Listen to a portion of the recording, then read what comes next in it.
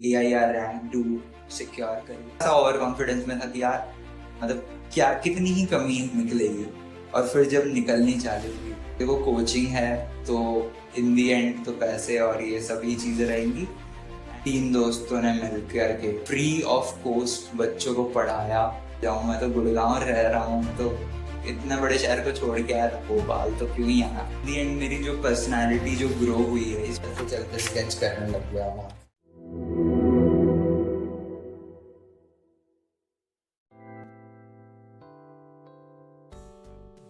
सो hi everyone, मेरा नाम लोकेश है एंड मैं गुरुग्राम तेलंगाना से हूँ।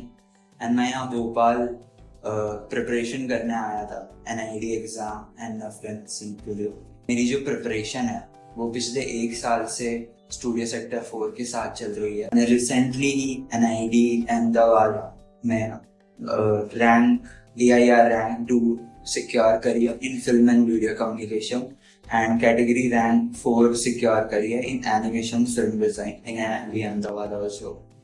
एंड स्टूडियो सेक्टर 4 का नाम मैं जब भी सुनूंगा या बोलूंगा तो मेरे लिए ये सिर्फ एक कोचिंग या सिर्फ एक मेंटरशिप या डिज़ाइन क्लासेस नहीं रहेंगी। ये मेरे लिए एक बहुत बड़ा एक्सपीरियंस है। पूरी जर्नी मेरे लिए एक बहुत ही इम्पॉर्टेंट पार्ट रहेगा मेरी लाइफ में। मुझे आज भी मतलब याद है कि जो मैं पहली बार यहाँ पे आया था। एंड अगर मैं इस पूरी जर्नी को बताऊं भी वर्ड्स में, तो इसका मैं इन दी एंड एक जिस्ट ही कवर कर पाऊंगा, क्योंकि जो मैंने एक्सपीरियंस करा है it is beyond to communicate, but I will try my best. तो आप लोगों ने फिल्म्स काफ़ी देखी होगी, राइटर्स के बारे में भी आप जानते होंगे।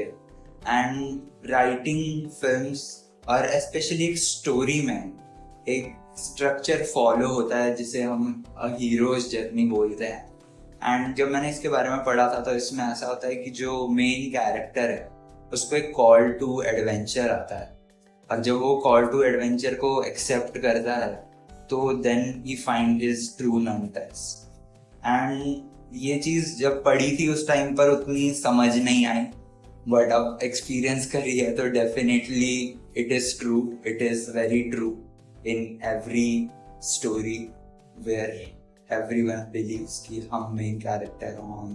सो it is very true. And Studio Sector 4 के बारे में मुझे क्या कहते हैं, मेरे ही एक टीचर कॉलेज के थे डिज़ाइन फैकल्टी, सुचित अक्षेकर सर, वो भी NID अहमदाबाद से ही हैं। एंड मुझे हमेशा से ही एनिमेशन एंड फिल्म मेकिंग में जाना था, बट मुझे अवेयरनेस नहीं थी। सो उनके थ्रू मुझे NID के बारे में पता चला नहीं। तब मैंने उनसे जब बाद में पूछा कि सर मैं और कैसे प्रिपरेशन कर सकता हूँ, उन्होंने मुझे स्टूडियो सेक्टर 4 के बारे में बताया। तो उन्होंने मुझे बस बोला कि भोपाल चले जाओ, एंड वहाँ पर रिसेंटली स्टार्ट ही हुआ है। एंड जब उन्होंने जैसे ये चीज़ बोली तो मेरा ऐसा था कि यार भोपाल क्यों जाऊँ, मैं तो गुड़गांव रह रहा हूँ, तो इतने बड़े शहर को छोड़ के यार भोपाल तो क्यों ही आना। बट फिर उन्होंने जब बैक स्टोरी बताई कि 3 दोस्तों ने मिल करके, कृष्णा भैया, संजय दीदी, अर्णव भैया, इन लोगों ने मिल करके फ्री ऑफ कॉस्ट बच्चों को पढ़ाया, और उनमें से मेजॉरिटी लोगों का सिलेक्शन हो गया। तो मैं थोड़ी देर के लिए तो स्टन हो गया था, क्योंकि अभी तक मेरा परसेप्शन ऐसा था कि देखो कोचिंग है तो इन दी एंड तो पैसे और ये सभी चीज़ें रहेंगी एंड ऐसा ही रहेगा। बट पहली बार मैंने ऐसी स्टोरी सुनी कि जहाँ पर जो मेंटर्स हैं they are truly passionate about creating something beyond money. तो मतलब मैं इंटरेस्टेड तो काफ़ी हो गया था। तो थोड़ी बहुत रिसर्च करके मैंने टाला मटोली कर दी और मैं भोपाल जाना अवॉइड कर दिया। और मैंने सोचा यार करना तो खुद से ही है, इधर पर ही करते हैं। तो इधर पर मैंने प्रेप चालू करी और एक कोचिंग ज्वाइन करी थी, लाइक ठीक थी, बट प्रेप करके रिजल्ट आया और नहीं हुआ। और उसके बाद फिर मैं थोड़ा सा नम तो हो गया था, एंड बस मैं यही सोचता रहा कि यार मुझे शायद भोपाल चले जाना चाहिए था और कर लेना चाहिए था ऐसा। और ये फीलिंग और ज़्यादा तब बढ़ गई तब मैं देख रहा हूँ कि यहाँ पे बच्चों का बहुत अच्छा रिजल्ट आ रहा है, बहुत अच्छे रैंक्स आ रही हो।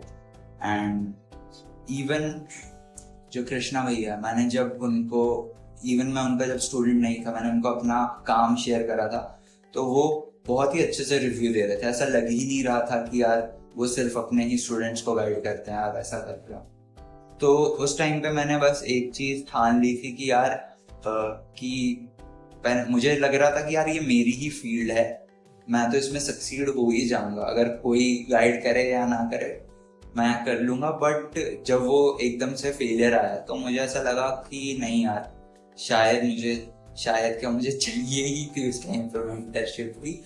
और फिर मैंने डिसाइड करा कि एक ट्राई और करते हैं, एक और बार करते हैं, एंड इस बार पूरी जी जान लगा देंगे एंड जो बेस्ट जितना हो सकता है हर चीज वो करेंगे। सो मैं भोपाल आ गया गुड़गांव से ओनली फॉर प्रिपरेशन। और जिस दिन आया मैं इतना अंदर से भरा हुआ था कि यार मेरा क्यों नहीं हुआ। तो मैं जिस दिन आया मैं सीधा बैग लेके स्टूडियो में ही घुसा और मैंने सीधा यहाँ पे कृष्णा भैया सुनील थे, उनको मैंने स्केचेस दिखाने चालू कर दिए। और मैं थोड़ा सा ओवर कॉन्फिडेंस में था कि यार मतलब क्या कितनी ही कमी निकलेगी। और फिर जब निकलनी चालू हुई तो मुझे लग गया ठीक है, अब हम सही जगह आए हैं और यहाँ से चीजें बेटर होगी। तो उसके बाद मेरी जर्नी स्टार्ट हुई प्रिपरेशन की। एंड मैं एकदम ऑनेस्टली बताना चाहूंगा कि जो ट्रांसफॉर्मेशन आया है, मतलब काम में तो आया ही है, बट इन दी एंड मेरी जो पर्सनालिटी जो ग्रो हुई है इस पिछले 1 साल में, मतलब बहुत ही यार नेक्स्ट लेवल बोल सकते हैं। मतलब ऐसी मैं झूठी तारीफ नहीं कर रहा हूँ क्योंकि, बट मैं जेन्युइनली बता रहा हूँ, this is something very very great for me.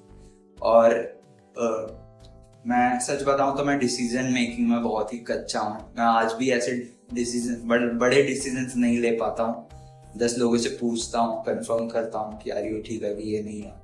But Bhopal जाने का डिसीजन ऐसा था कि मैंने इनिशिएट खुद कर दिया था एंड घर वालों का पूरा सपोर्ट रहा। सो मैंने डिसीजन ले लिया एंड मैं आ गया। और मैं सच बताऊं ये मेरी लाइफ का one of the best decision दर्ज होगा। लाइक अगर कोई मेरे से पूछेगा कि यार कौन कौन से बेस्ट डिसीजन तूने लिए हैं, तो मैं इसको तो डेफिनेटली डालूंगा ही अपनी लिस्ट में। एंड अपार्ट फ्रॉम दैट, जब यहाँ पर प्रिपरेशन चालू हो रही थी, सो मेरा एक परसेप्शन बना हुआ था कि यार काम अलग होता है और लाइफ अलग होती है, दोनों को मिक्स नहीं कर सकते। और मैं बड़ा ही बहुत ही लाइक इंट्रोवर्ट सा रहता था, मतलब अभी भी मैं, मतलब मुझे बाहरी दुनिया उतनी भाती नहीं थी सच बताऊं तो। और यहाँ पर हुआ क्या कि यहाँ पर लाइव स्केच के लिए बहुत लेकर के जाते हैं। तो जब लाइव स्केच के लिए लेकर के जा रहे हैं एंड मैं देख रहा हूँ, चीजें कैप्चर कर रहा हूँ, तो मुझे उस टाइम पे जो चीज हिट हुई वो ऐसी थी कि यार life is very important. Like no matter आप कौन से फील्ड में हो, लाइफ को देखना समझना वो बहुत ही जरूरी है, not just for exam but overall पूरी इस जर्नी के लिए, जो कि मेरा सबसे बड़ा लेसन था। क्योंकि मेरे घर वाले मुझे बोल बोल के थक जाते थे कि यार ये देखा कर, इसको ठीक कर दिया कर, इसको खोल दिया कर। बट मैंने उस चीज में कभी क्यूरियोसिटी दिखाई नहीं। बट जब वो चीज मेरे इंटरेस्ट से कनेक्ट होनी चालू हुई यहाँ आके, तो मुझे ऐसा लगने लगा कि यार है तो बढ़िया लाइफ। तो फिर और मैं ज्यादा लाइक एक्सट्रोवर्ट वाले जोन में आने लगा, लोगों से बात करने लगा, जानने लगा। इवन यहाँ पे असाइनमेंट जो मिलते थे कि बुट्टे वाले के पास जाओ और जाके दोस्त से पूछो क्या क्या प्रॉब्लम फेस कर रहे, तो हम पूछ रहे हैं, बात कर रहे हैं और इतनी लंबी कन्वर्सेशन हो रही है। और उसमें से फिर क्या कहते हैं, ऐसी ऐसी चीजें पता चल रही है जो कि कोई अगर भुट्टा एंथुजियास्ट होगा उसको भी नहीं पता होगा, मैं सच बताऊं तो डेफिनेटली उस चीज में बहुत इम्प्रूवमेंट आया है। जितने भी यहाँ पर मेंटर्स हैं, मुझे उन सब का एक जो फोर्टे नहीं रहता कि हर एक पर्सन अपने आप में एक है, वो सुपर हीरो ही लगा लो अपनी अपनी सुपर हीरो की एबिलिटी के साथ। तो वो चीज़ मेरे को बहुत अच्छी लगी। जैसे कि कृष्णा भैया का बहुत ही बेस्ट है in product design and in analytical thinking, और वो बहुत ही जिसको कहते हैं कि जुगाड़ और लोकलाइज्ड वे को अगर कैसे उतारना है अपने स्केच में या अपने काम में या इवन थिंकिंग में भी, उनमें वो बहुत ही एक्सपर्ट है। तो वो इवन मेरे को बोला भी करते थे कि यार तुम अपनी ही गांव की स्टोरी डाल दो, ऐसा है। एंड उसके बाद सिमरन दीदी ने जो मेरी एक हैबिट है ओवर थिंकिंग की, उसको बहुत ही अच्छे से चैनलाइज करा है। मैं इतना सोचता था, मतलब मैं अभी भी बहुत सोचता हूँ, बट उन्होंने जो बताया है कि इसको तुम ब्रेनस्टॉर्मिंग में कैसे इम्प्लीमेंट कर सकते हो, और फिर जो आइडियाज निकलने चालू हैं वो बहुत ही कमाल के थे। एंड उन्होंने क्रिएटिव साइड पे इतना पुश करा है जितना मैं खुद भी नहीं सोच सकता था कि यार मैं 10 ऐसे भी सोच सकता हूँ और वैसे भी चीजें कर सकता हूँ। एंड उन्होंने बहुत अच्छे से पोटेंशियल को तराशा है। सो या एंड निखिल जो कि सेम ही फील्ड से हैं FVC से, एंड वो एनिमेशन में भी बहुत इंटरेस्टेड है।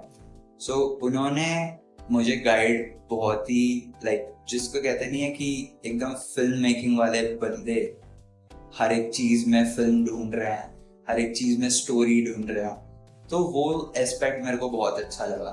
एंड दूसरी चीज, उन्होंने मेरे को मेरी इंस्टिंक्ट पे क्या कहते हैं काम करना बहुत अच्छे से सिखाया है।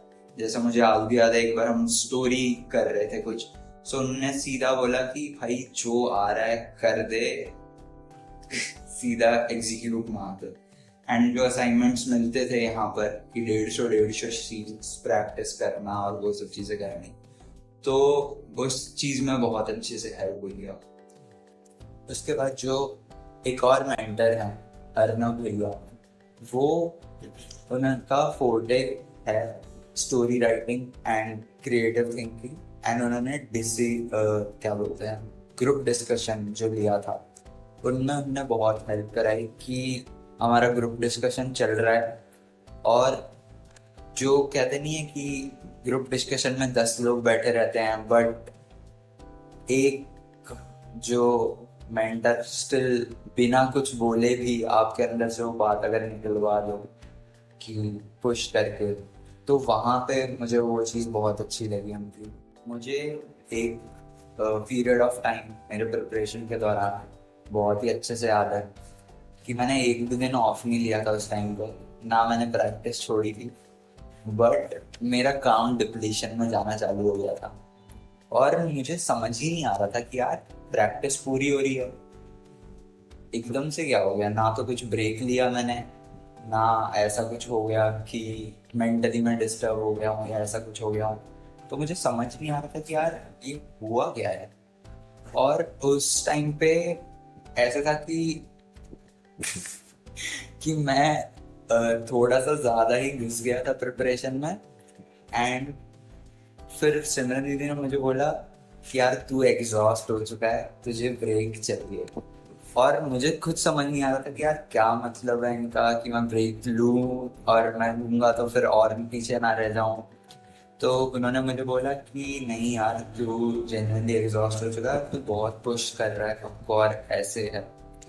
तो मुझे लगा कि यार शायद वो सही कह रही है, एंड वो सही थी। क्या कहते हैं कि एक स्टूडेंट के टुवर्ड्स एक जो केयरनेस वाली फीलिंग होती है, वो उनने बहुत ही अच्छे से शोकेस करी है।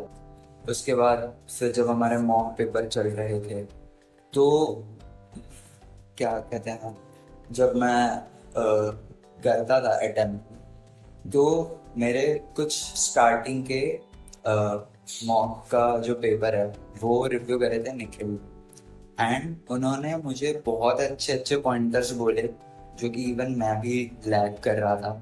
जैसे कि एनिमेशन का है, तू एनिमेशन की चीज़ें इंकॉर्पोरेट कर, की फ्रेम्स वाली चीज़ें डाल, मूवमेंट दिखा।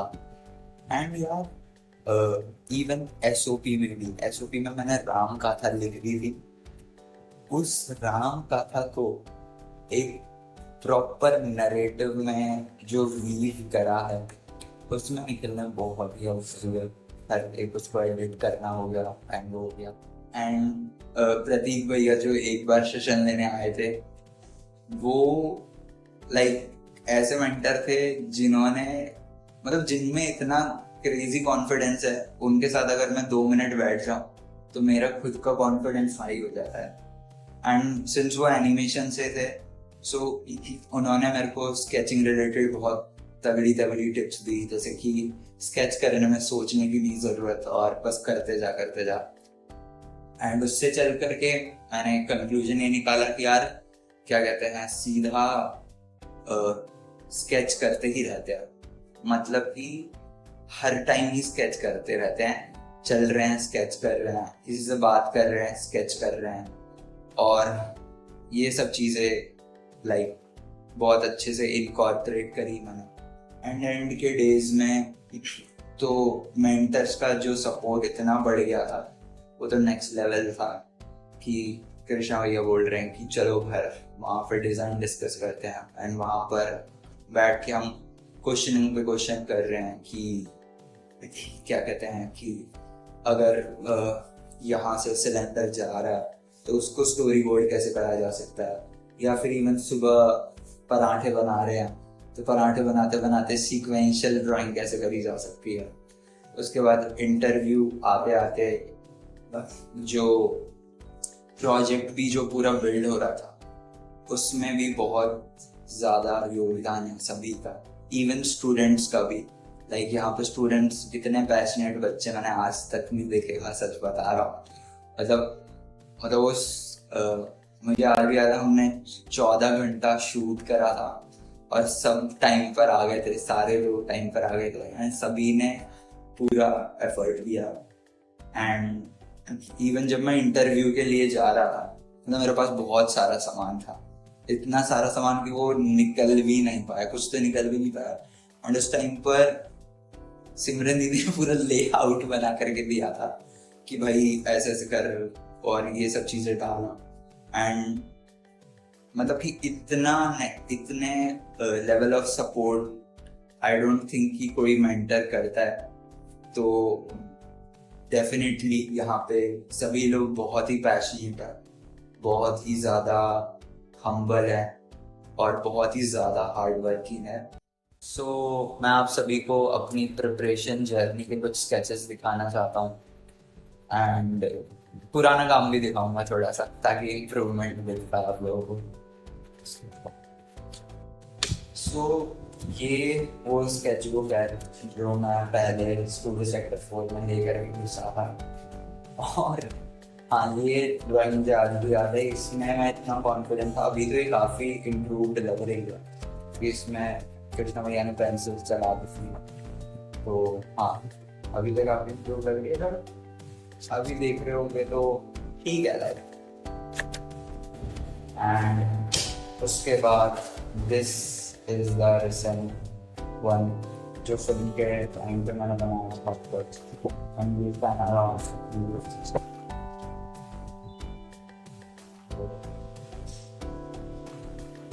तो उसके बाद भी एग्जाम सबसे one of the best mock paper जो गया था, तो उसमें ऐसा था कि इसकी स्ट्रैटेजी थी कि इसमें कोई भी स्ट्रैटेजी यूज नहीं करे, इसको बस शांति से लेना। तो ये बहुत ही अच्छा गया था, इसमें हाईलाइट्स भी आया और ऐसा था कि मैं खुद सेटिस्फाई हो गया इस क्वालिटी से। उसके बाद जो मैं बता रहा चलते चलते स्केच करने लग गया था। तो यहाँ पर तो कुछ ऐसा चीज़ें डिफाइन वे में दिख नहीं रही है, बट कई बार मैं बहुत सही सिलुएट्स कैप्चर कर रहा था। तो ये एबिलिटी भी बहुत नीचे तो जैसे कि ये एनाटॉमी हो गई, तो ये बहुत अच्छे से कैप्चर हो रही थी